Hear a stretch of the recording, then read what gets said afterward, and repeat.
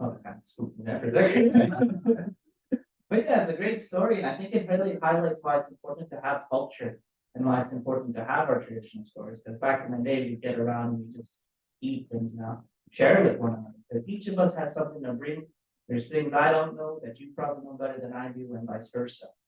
I really appreciate you all taking the time to sit down and share the space with me. But anyways, the jumping mouse story goes like this.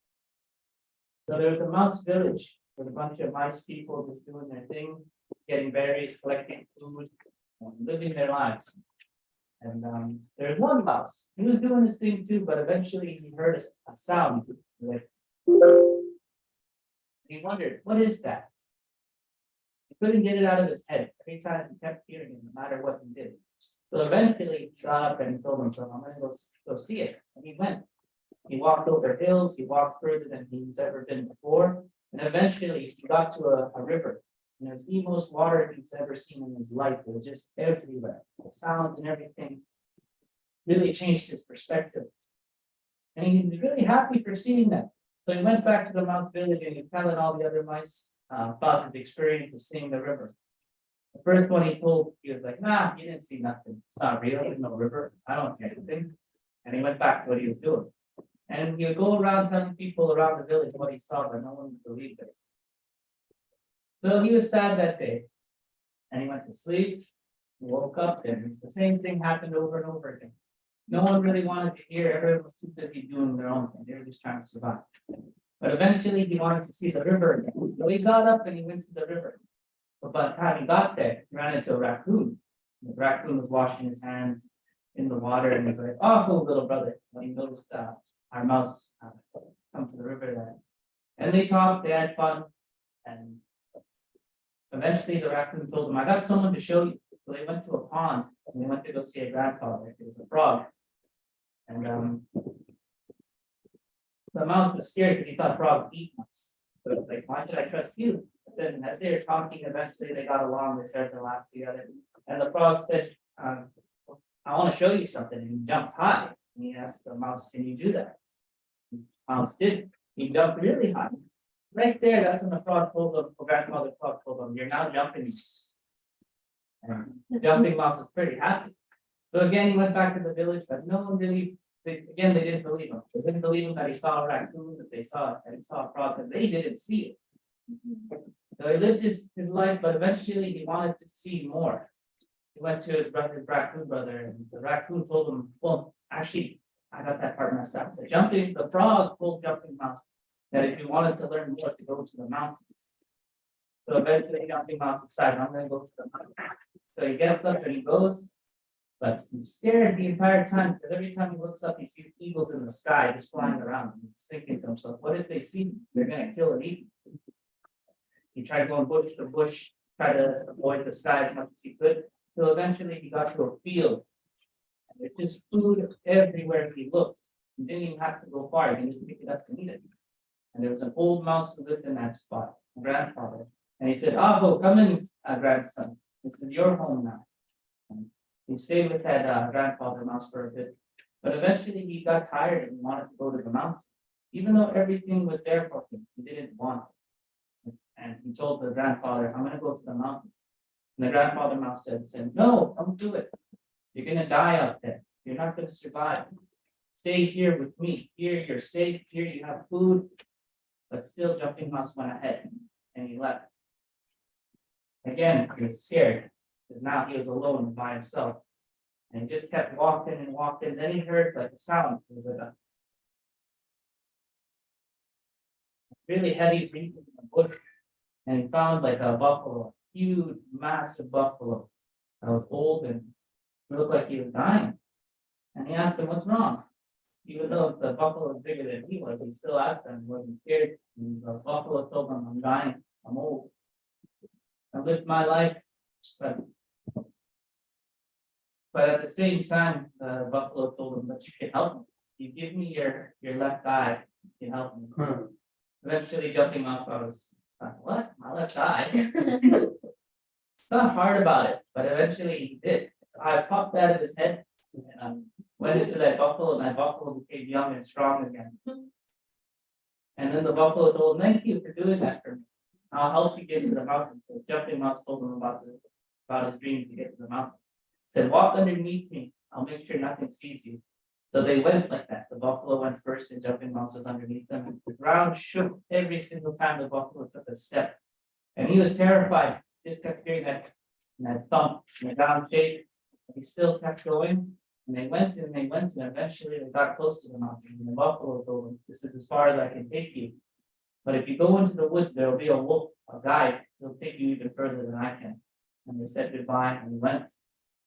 The Jumping Mouse went, and he heard something snoring just deep in the woods. So he went to it and he found a wolf who was sleeping. And he's like, "Wake up." And the wolf wakes up and he's like, "I'm a wolf, I'm a wolf." Falls back to sleep.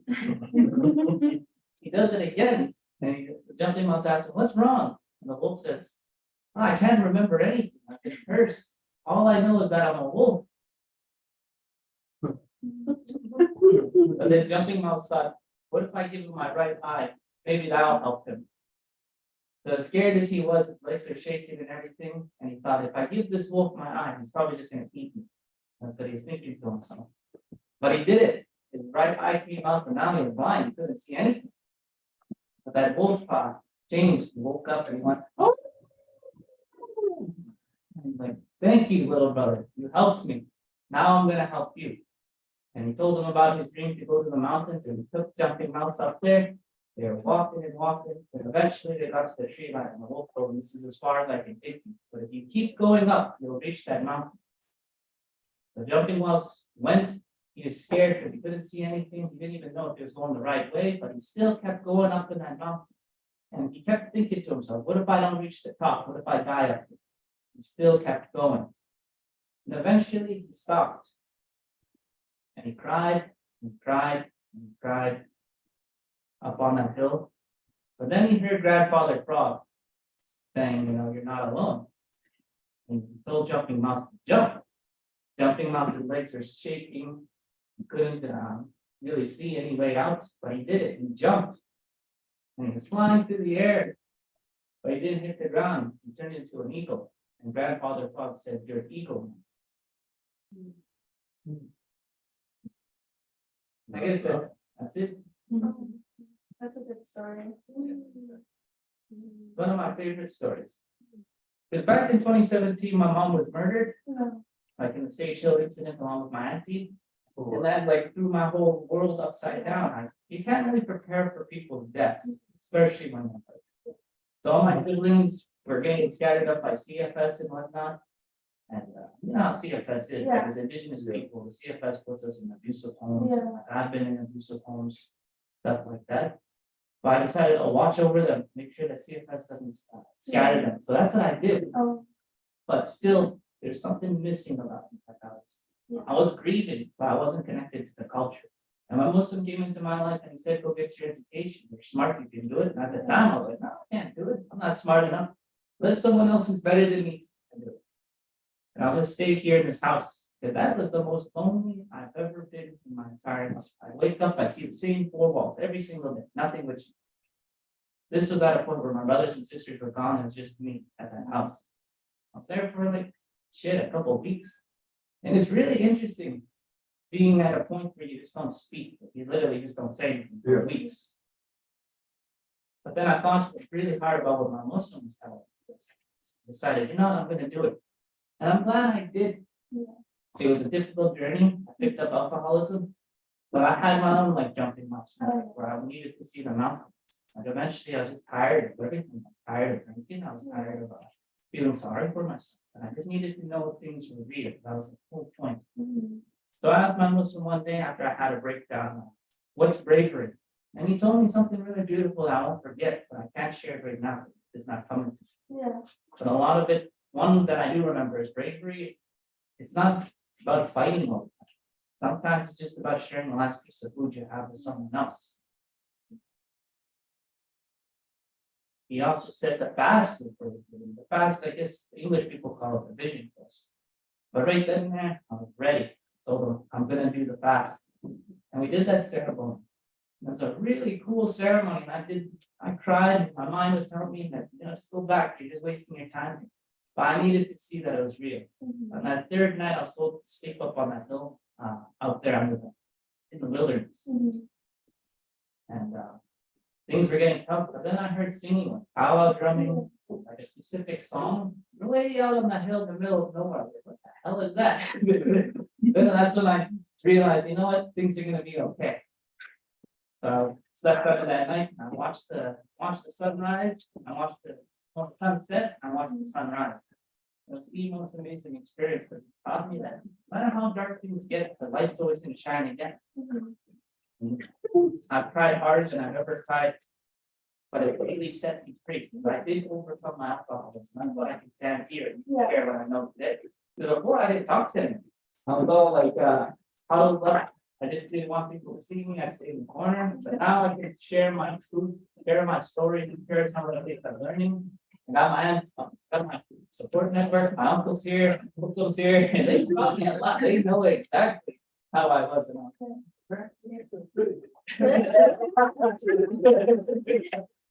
Thank you. But it's really cool. And I like that jumping off story. Oh, yeah. For me, it's like some of us are gonna hear that river. But the river represents life. And we're gonna want to go out and see it. And other people are gonna say it's not real. I'm here to tell you that it is real. But you gotta, when it comes to ceremony, it's all about the individual effort. It's about the effort you put in. You can't do it for anyone. You can sing, you need a horse of water, you can't make it drink. Similar type of thing. So I'm hoping that with me sharing a little bit about my story that I passed that seed that, but someone got something out of it. And let's see here, where are we? 10 minutes. Oh. What I got from that story, actually, it's for me, it inspired because it's like no matter what kind of difficulties you come across, you'll always make it. Like they'll be worth it in the end. Like he came across like difficulties and he was scared like of the wolf and all that, but he just kept going. Like it didn't stop him, and like that was a good story.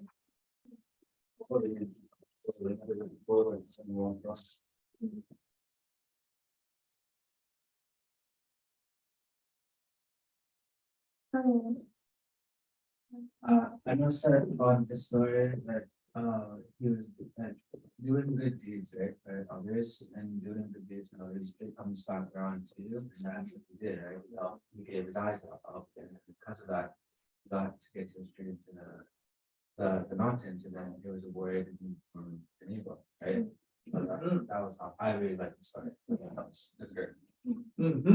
There's a lot of symbolism in that story, because I've always interpreted it's giving your eyes away, kind of like the perspective you have at that moment. Like you gotta change the way you think by giving up the way you see the world.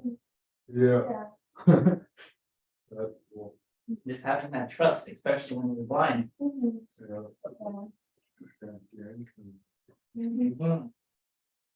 I just had a question for everyone. What does culture mean to you? Culture means. Yeah, destruction. Like cloning. Those are the right culture. I think it's a rerun of the old when you have to evolve something better and move on to something better. But if you keep on doing the same thing over and over, same thing is gonna happen over and over again. But we keep living the way we do. We're gonna see a lot of same stuff. Maybe another gang like ASAP will come another IP. You know, a gang will come after that. That will be, we're just doing the same, it's just a rerun. It's all about culture. Keep on doing things over and over. I go to our culture for help, but I don't get help. I don't get the help that I'm looking for. Never get the answers I want, and usually when the elders see me, they usually don't like me. October 27, 2002, around 4 o'clock, I was charged with second degree murder for the death of my own brother. And then was done, Jesse Whiter. He was 27 at the time, I was 16. He was a bricklayer by trade. No, the boys. Killed them. Hold on, in fact, I actually talked about that. You know what I mean? Yeah, I'm listening. Thank Yeah. you for sharing. Thank you. That's one thing I've also learned too, what really helped me out was just people to listen. The first time I told my story, I bawled my eyes out. I couldn't get to the end without crying. Yeah, I didn't even go there. Yeah, Yeah, but what really helped was just someone to listen. They didn't have to say anything. Mhm. They just had to be there and. Mhm. How about you, Siobhan? For me, culture is like, connection and identity, like, for me, my culture is my identity. And it helps connect us, like, for our culture, it's all about living on the land, you know, finding the beauty within, like, our own, what we have around us, basically. So it's like I'm still learning, you know, about it myself, but what I've learned so far, it was very empowering, like even listening to our own music, it's like you could feel the energy within like the surroundings. Like I really love our music that comes from our culture. So to me, our culture is just showing our identity and helping us connect more like with other people and animals with the land. I really like that. I'm with you there. Yeah. I was at a conference in Vancouver last month. It was Healing Our Spirit Worldwide, and they had these Maori, I can't say that word right. But Yeah. anyways, those kids, they were able to sing their songs, learn, speak their languages, and Yeah. do their haka. But you can see it just on those kids that they were strong now, Oh, yeah. because they knew who they were. Yeah, and the energy and music helps build that confidence. Because colonialism tries to tell us for who we are as indigenous people, but they don't know nothing. Yeah, it's who we know, like what we know will help us find ourselves. And I think, I don't know, yeah, even my Muslim, he's really cultural and he does this healing thing, in 5 months. And for some people he charges, but like with family, and he's trying to make it to the point where it's free. But he does healing with horses and it's spiritually, it's like he could heal someone's traumas within, like even it goes so far as if you were in your mom's belly, like in the womb, he could heal it, like if your mom hurt herself or something, like with it while you were in her belly, like it goes so far as to that, to heal that trauma. And you don't even have to talk about like what you went through or like anything, like it's all about energeticness, like he uses like this rod, and if you have like really high energy, like if you're happy, then it'll bounce off of you. But if you're really low and like depressed or going through something, it will go straight to you. And he helps by using horses. Like he speaks Cree and you have to hold the horse. And like you'll feel like an energy coming like from the horse, like it'll come into you. And then like after that you'll feel better. But it's up to you to make that change, like to move on from that trauma after going through that section. Yeah. Wow, that was beautiful. Thank you for sharing. Yeah. Thank you. Yeah, my Muslim's Patrick Buffalo. yeah, I went to one of the ceremonies. Yeah, he does. Yeah, he does. That's awesome. One thing about culture is that they hate us because of our culture. Oh yeah, because they're so powerful. Yeah, That's why they wanted to take it. brainwashed us today. With all the Indians, like our next generation up from, I figure about my age. They don't like us with long hair. Just recently, I would be walking outside and some guy was fucking walking his dog. And a big circle in front of my house and the dog and sexy and all this stuff because of my hair.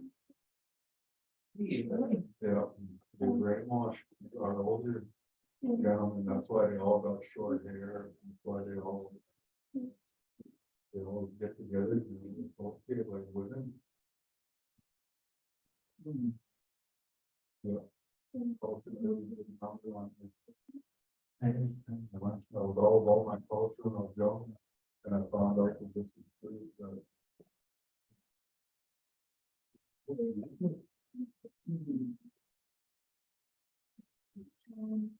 I hear you. we've been doing things the same way for so long, you got the Vatican, you go to a Catholic church, they've been doing the same thing for since forever. They have their little rituals that's been done every single Sunday. With done the same way. There's just something wrong, I see. And I don't know what it is. I hear you. What about you ladies on the side? What does culture mean to you? And can you share your name too? Oh, I'm Molly. I'm working at college here. Manisha's my colleague. And I actually just started recently, probably about 4 years ago now, kind of connecting back with my culture. So I feel like it's a lot of do with that inner connection with your spirit inside. Like whether that's your spirit on a healing journey, culture journey, whatever journey you feel like. So that's just for me, that's just how it is, just connecting with that spirit within.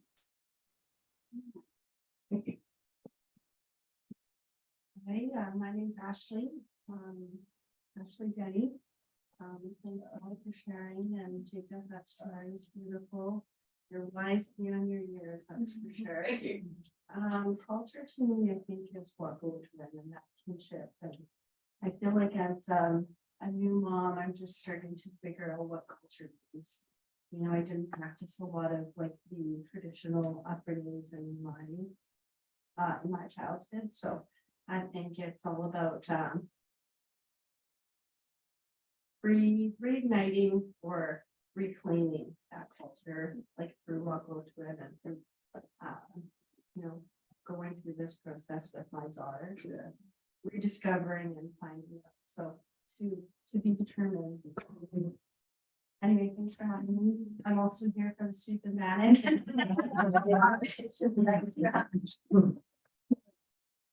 Hi, my name is Videa. I'm just here supporting Ashley, getting some soup and bag also. I think culture for me is just finding your way through life. And as an Indigenous person, Native, I grew up in going to the schools in Pinoca, and you know, just coming back to work on the reserve and everything. You just find all the things that you need to heal yourself, because each one of us has gone through something because of the residential schools and trying to heal our families. Yeah.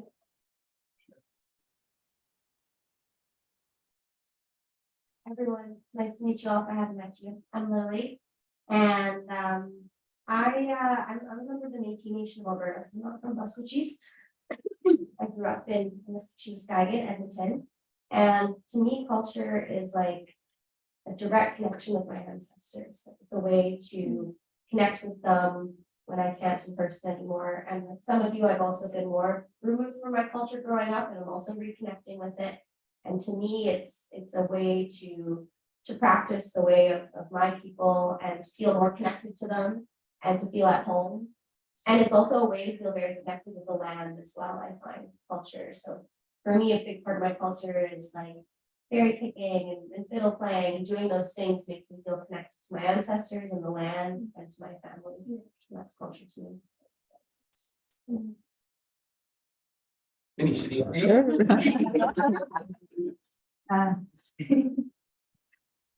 Culture is a way of being. It's who I am. You know, also to be who I am without fear, you know, without somebody else imposing something. So I say, Manisha and Iethka, so no Tavi found Iethka and Nehiyaw comes more than Maskwacis Cultural College. Mestari, Minanastaman, Ganatas, and Mosom. So I introduced myself in various ways because I'm employed of Maskwacis Cultural College, and language is culture too. But I raised my children. I have a daughter and a son. You know, when I say culture is being, you know, knowing, being, doing, without fear, following my cultural values. So both my children, when they were born, in our house, I was told not to give them my Indian names. I am from India. I'm very proud of my identity. You know, I always say, I will speak at home and Hindi. My children do, like, you know what, my daughter got the highest marks in English and French in high school. So it's not that you cannot practice your own language and not do well with the privileged language, because the English language is still superior and has the power, because it's spoken so widely. What if they were to reverse it? You know, what if we had Cree everywhere? Yeah. What would be speaking in Cree? Yeah. I think it's up to us. That's why I always introduce myself in Cree and then I explain. Metsi means Daliban. Metsi so let's work out of it. Where do I come from? Then I say, no tavi, no tavi. See the possessiveness when we are speaking in Cree. Where is that in English? You don't use say father, you know. Father can mean a priest, but we're talking about girls. But my father, my mother, and the root word in Notari is Tao, which means center of my universe. So where can you find so much power in explaining, you know, when we, in our introduction, we say about the land, wherever you go, people will ask you, who's your Mukupta Mosom in this community? Like, you know, like you country buffalo, everything knows, horse and Yeah. And then, tell me which other culture in your introduction you always say I'm grateful. Mustani, and ask them, and he goes, you know, I'm so grateful for every moment. Good or bad, that's a learning opportunity. I think if we appreciate the good, we should also think fail forward. I think every creator is trying to put us in place, you know. So don't think negative thing. It's not just a test of your self-regulation or endurance, but I also think there's a message to be learned from. Maybe the path I'm going is not right. It's a dead end for me. And sometimes we have been told to do so much work that you are not supposed to divert away your path. But why can we not change? Yeah. You know, so that's a message I find. I like You tell me in. I'm Terry's brother.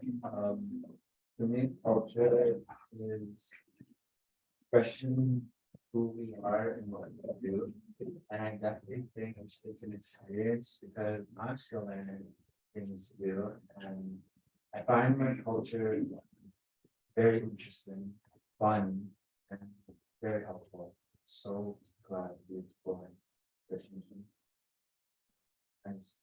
About it. Halfway. Hey, what that? How about you, Coco?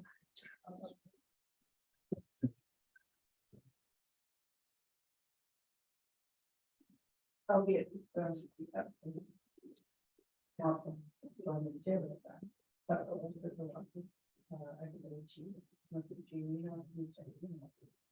But I said I'm no virgin. My husband was there, come from the Buffalo Child family. And then I also bear. And we're supposed to all be that way because of the fact that she's our refugee. Each other, right? It's important to kind of, even if you just learn that little bit.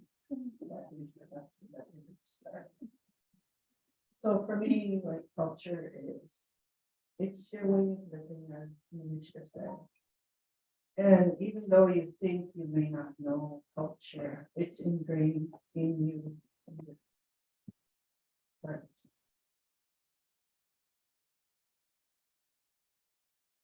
Thank you. How about you, Uncle? How do you?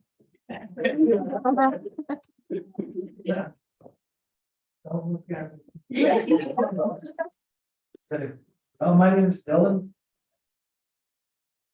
Jake was saying earlier, I kind of helped him with there. But I was a teacher, and I kind of taught this kind of stuff to the younger generation. And everybody in here kind of, at some point, when you said something, you hit the nail, like the hand of the nail.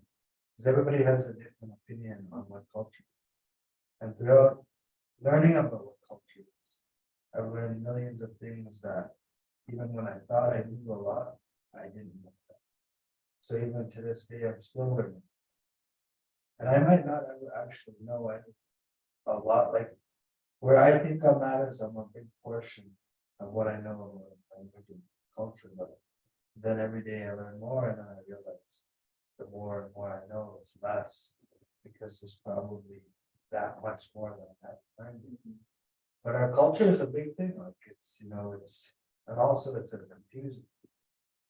But the biggest thing I always tell people, you know, our culture is just something, it's like what you said, it's our spirit, it's how we're connected once a past, once a year. But at the same time, it's just something we always do. I always tell everyone, if you have to learn your language and culture, because it's like my mom said, when we pass away, when we go to the spirit world, so you can't say, I'm Dylan. When you make the creator, like, well, there's a million Dylans down there, who really are. So I never was really fluent in my language. Also, I learned bits and bits. But I also learned like pronounce really yourself. You say the sea bass and water, and they ask. So then when people make like, oh, they're walking from them. So then he knows, because a lot of times when you go up and use your voice, he's not gonna do this. And you know, that's the one gift that we have, is we are able to have that connection. So even when you're going through the worst times of your life, you can always pray to go to ceremonies. Like I remember somebody said, "Well, our language is lost, our culture is lost." I said, "No, you're lost. We didn't go anywhere. Like, anybody that's ever had a sweat, they never moved. They've still always lived in the same place. Like our elders don't do, they never left it. So, you know, our language and our culture, and you know, everything throughout the years has changed slowly and little bits here and there, but it's never left. It's always been. Cows have never left. Brownouts have never left. Sundowns have never left. You know, sweats have never left, but they will if people don't learn the language. Because you can't have all the elders pass away and then the ones that are left don't know how to speak Cree, because then you can't run a ceremony. So that's the tough part. It's a lot of our generations from like the ones that are 18 to 33, 34. They're the ones that if they don't pick up language and culture, they will be lost. So when we talk about culture is many things. Our culture is many different different different so there's Sioux, everybody, they have all their own ceremonies in that. Yeah, definitely ours is different. And it grounds us, keeps us safe, you don't feel like you have fear. And if you know about your language and if you know about your culture, your belief will be strong. But if you don't, your belief in who you are and the language and culture is very small. But it's not like you can ever get more. There's so much more of it. Today was cool. I have a guy I work with, he's like, I've just learned about medicine. Like, I didn't know all different kinds, but that's his strength, is he knows medicine. So today he showed me this big box of rabbit. And I asked him, so where'd you get that? Oh, I'll show you. And see, I have no idea what to get with medicine, but he does. So everybody in our language, in our culture, really has a strength. Somebody might be able to fluent in our language. Someone might know all the song, someone might know where to get medicine. You know, someone might know what sweats are, someone might know what sunrise is. But everybody has that strength. So the big thing about culture is trying to learn everything, a little bit of everything. And that way, down the road, when you're 40 years old, you go to these things, at least you'll know a little bit. It's a big thing. But definitely learning the language, you know, learning more about ceremony. So that way your belief system. If you ever find yourself, you get lost, just fall back to the culture. Because it's hard, like we live in a white world and we live in our world. But right now the white world is huge. You know, everything we have on us is white. We have phones, we have like we didn't make phones, we don't make clothes. So everything we do is we're still living in the white world, but we can try to live both. Yeah. Thank you so so much for sharing, everyone. Jacob, we have, go ahead, then we have other people online, we can ask them. Oh, okay. But go ahead. Yeah, thank you everyone for sharing. It's incredible to hear your answers and. What I like about spaces like this is that culture is getting stronger and it's, sharing with one another. Of course. Thank you very much. Yeah, I was. I just like, yeah, quick. Yeah,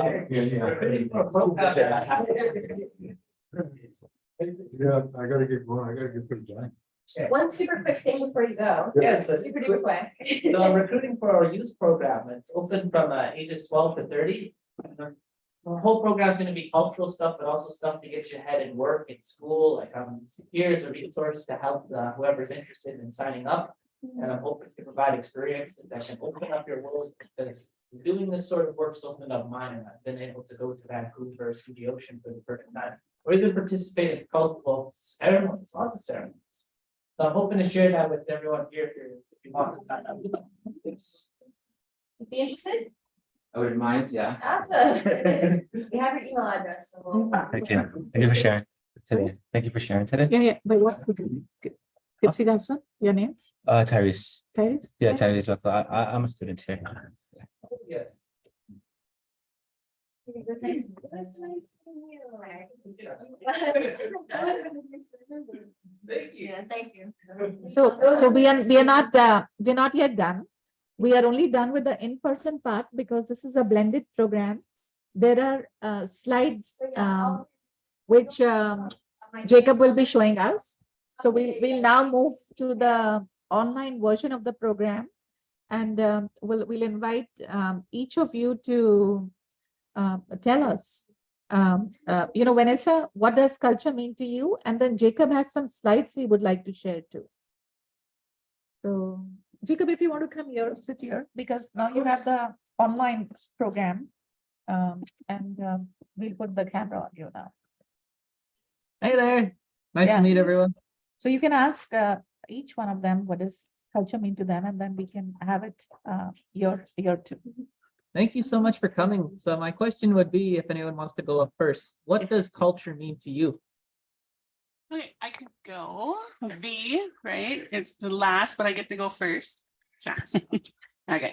After listening to people, I really think it's awesome that a lot of people identify very well with what culture is. And for me, culture is just a way of life, not just way of life, but way of life, right? Whether we're practicing or living off the land, connecting with Mother Earth is so important to the culture that I believe, right? For our culture, right? But that connection, that spirituality within ourselves, right? Being connected with ourselves and Creator and the other spirit guides and whatnot. So just a way of life and how we live or how we treat people, the connections that we have with people is so important to our culture. And look what COVID has showed us, right? When we aren't connected with people and we're isolated, it increases mental health issues, right? So we need to be connected. So it's a way of life. And we knew this as a people, right? That we need to have connection and we're energy and that. So for me, that's what culture is. It's so much more, but it's connection. It's with ourselves, with Creator and Mother Earth. Thank you so much, Vanessa. I really liked what you said and that connection you made with COVID-19. When you're right, when we are isolated, it increases mental health issues, increases our reactions, and it's important to come back to culture to ground ourselves. What about you, Gilda? What does culture mean to you? Gilda, what is Hi. I actually have a group of people here and I asked them what culture means, and I have 3 words: family, connection, who I am, and traditions. So that's from our participants here. And to me, culture means communal beliefs, Cree identity, who I am, where I belong, where my roots of my ancestors are, the land. That's what culture means to me. You're telling him. Thank you. Mhm. What about you, Molly? What does culture mean to you? Oh, sorry. Oh, that's you. Molly's right here. Never mind. How about you, Krista?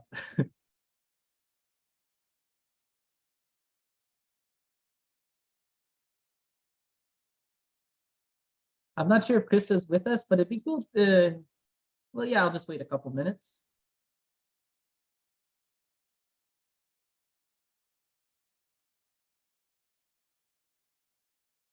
Oh yeah, Manisha, how do I put the presentation on?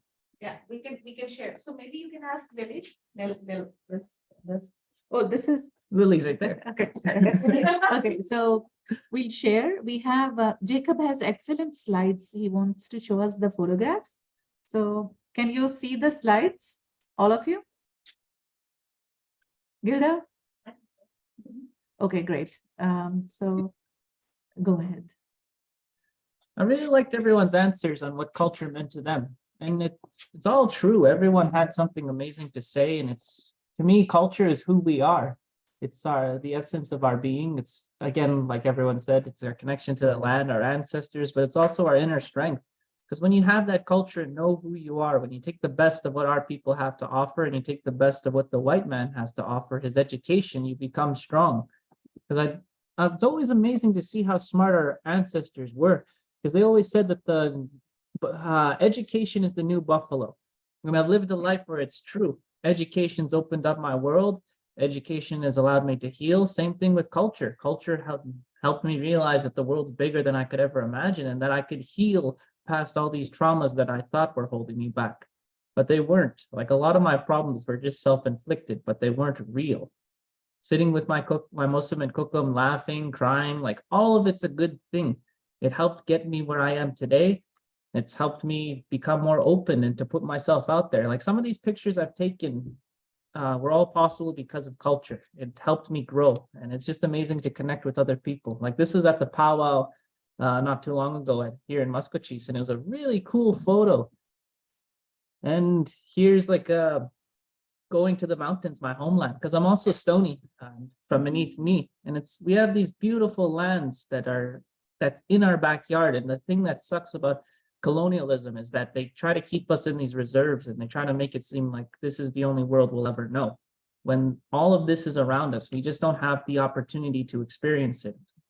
Like there needs to be more opportunity. There needs to be more resources available to Indigenous youth that we can go out here. And that's part of the reason why I'm super proud of the work that I'm doing with the Deadly Dads and my community program that I'm opening up to anyone here. It's called Sagituin.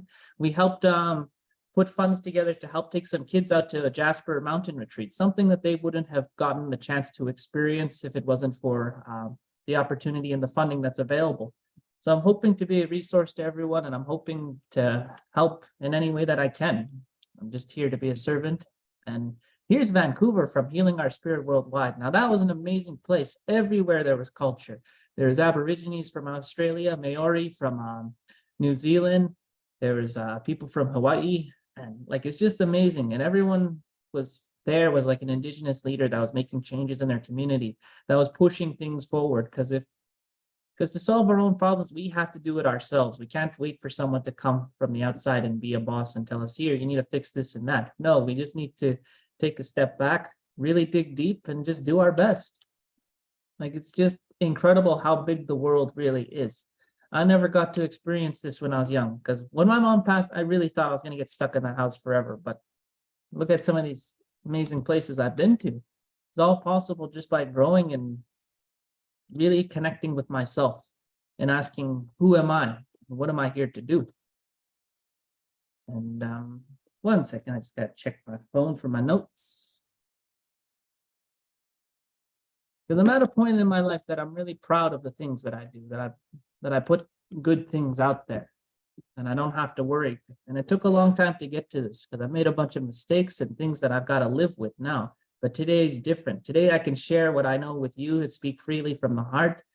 And I'm just so grateful things turned out the way they did. I've learned a lot from everyone here, and I got to laugh, and we got to see my Kokum and my uncle. I didn't expect them to show up. It's all good. Every day is a gift. I really liked what my uncle told me one time. You can have a tough day, but it doesn't mean it's a bad day. And he's right.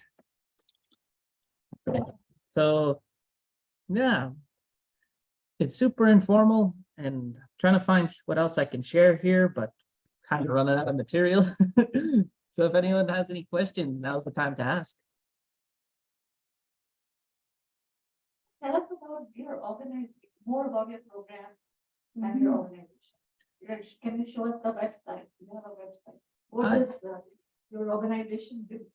Sure. Then tell us next about your Sanhitowan program. The pictures of Jasper. Yes, I do. The pictures of Jasper is here. This is Horseshoe Lake. And for what we do here at Videa, Lily, can I open it up to you? Yeah, definitely. Should I some? You have computer here? You.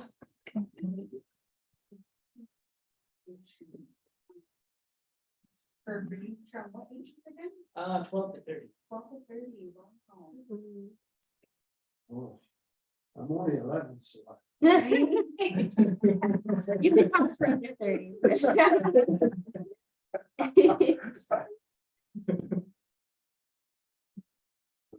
11 or 31. I'll give you that.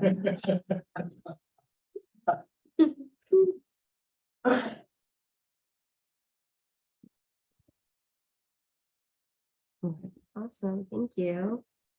Cool.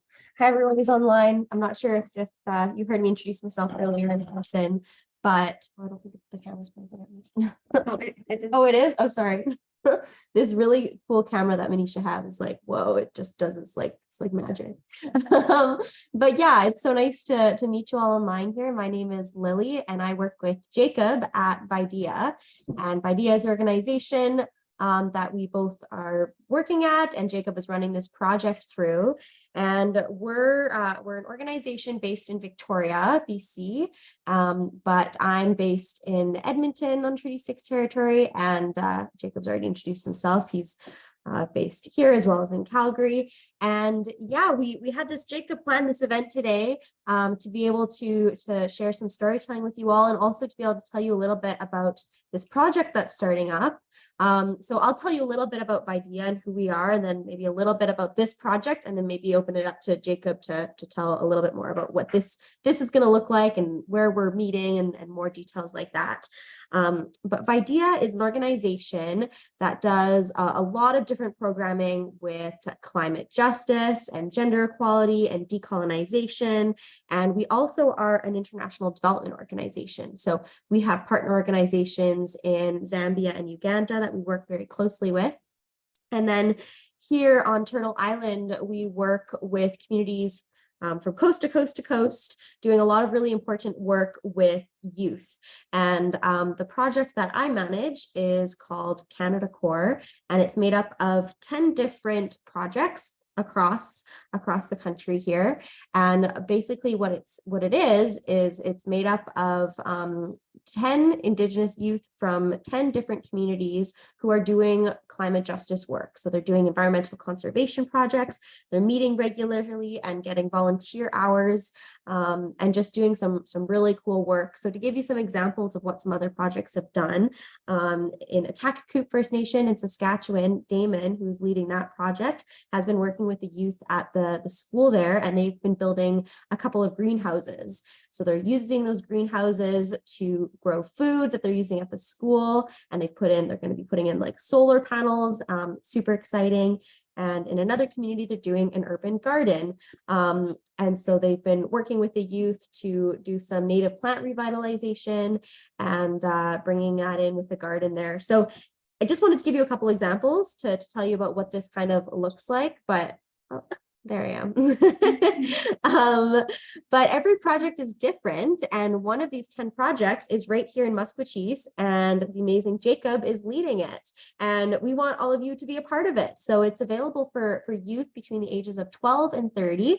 If you're not in that age group and want to get involved, that doesn't mean you can't be involved. We'd love to have you join in different capacities. But to be a participant, it's for youth between ages 12 and 30. And it's going to be a really exciting few months. There's going to be regular meetings, and I'll let Jacob talk a little bit more about that. And the project is going to be taking part in a conservation challenge, which is super exciting. There's going to be lots of regular meetings and food shared, conversations shared, similar to the important conversations we've been having here today. And yeah, all in all, it's going to be a learning journey where we're learning all together from each other and getting ideas from each other to create something really cool, just like some of the other projects I've doing already. So that's kind of just a broad overview. Maybe before I pass it back to Jacob, I'll see if anyone has any questions. Just want to see if I missed anything in the chat. That was, oh, it's my own messages. Yeah, you'll notice that I put that link down there in the chat. So if you're all able to click on that link, it takes just a few seconds to fill out. We just want to make sure that we have your contact information so we can reach out to you and follow up to see if you're interested in joining this project. You definitely will be getting a lot out of it. We'd love to have you. And yeah, it's just a super quick form if you're able to fill that out. And yeah, maybe I'll just see if anyone has any questions before I pass it back to Jacob. A lot of information all at once. But so maybe I'll pass it back to Jacob to talk a little bit about, if you're joining, kind of when you'd be meeting and what that will kind of look like. It's going to be a mix of in-person and online. So maybe I'll let you just briefly touch on that, Jacob. Yeah, oops.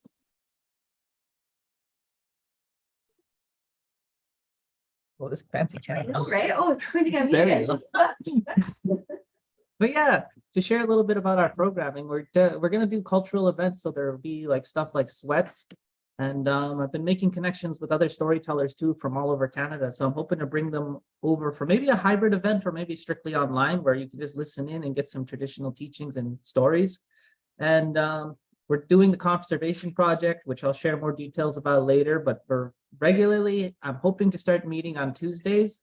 Because I also I go to school at MRU for my criminal justice degree. So it's going to be a bit of a tight squeeze, but I'm hoping to have some cool events for everyone, in-person events too, and there'll be free food whenever I can give that. And what else? So at the moment, I'm still in the planning phases, but I'll have more to share later. But you can contact me at my first name, Ferrada Lightning. I know it's really confusing that I go by Jacob, but if you want to contact me in any way, you can search me up on Facebook, Instagram, or even my email that I can include here in the chat. 1 second. How do I open this? The bar is it's just yeah. I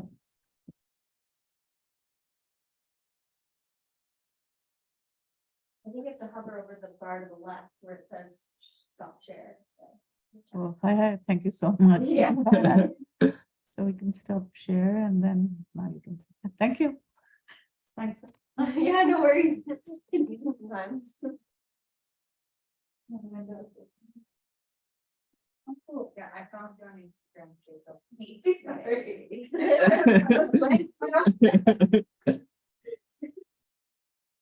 But yeah, I hope everyone really enjoyed this. I really enjoyed it. And I'm glad that I've been given the opportunity to share space with everyone here.